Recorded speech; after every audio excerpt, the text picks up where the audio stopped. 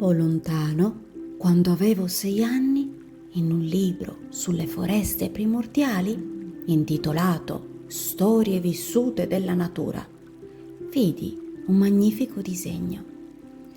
Rappresentava un serpente boa nell'atto di inghiottire un animale. Eccovi la copia del disegno. C'era scritto: i boa ingoiano la loro preda tutta intera, senza masticarla. Dopodiché non riescono più a muoversi e dormono durante i 6 mesi che la digestione richiede.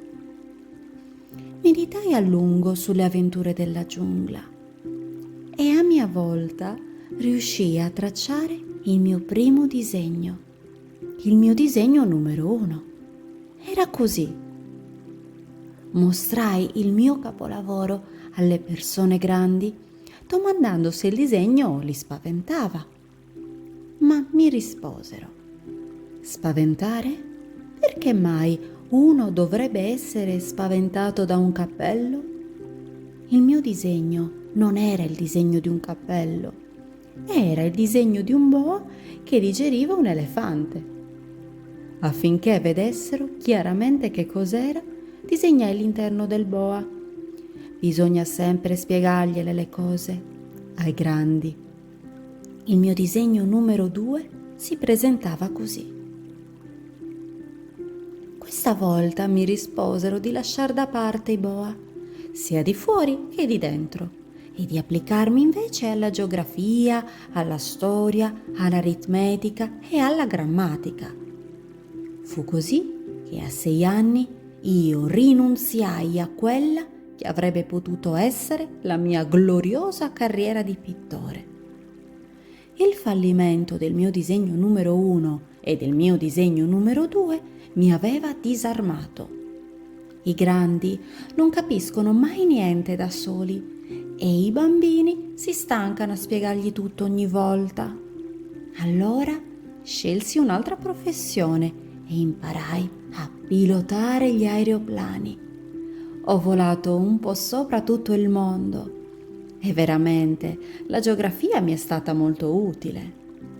A colpo d'occhio posso distinguere la Cina dall'Arizona e se uno si perde nella notte, questa sapienza è di grande aiuto. Ho incontrato molte persone importanti nella mia vita. Ho vissuto a lungo in mezzo ai grandi. Li ho conosciuti intimamente, li ho osservati proprio da vicino. Ma l'opinione che avevo di loro non è molto migliorata. Quando ne incontravo uno che mi sembrava di mente aperta, tentavo l'esperimento del mio disegno numero 1, che ho sempre conservato. Cercavo di capire così se era veramente una persona comprensiva, ma chiunque fosse, uomo o donna, mi rispondeva: è un cappello. E allora non parlavo di boa, di foreste primitive, di stelle. Mi abbassavo al suo livello. Gli parlavo di bridge, di golf, di politica, di cravatte e lui era tutto soddisfatto di aver incontrato un uomo tanto sensibile.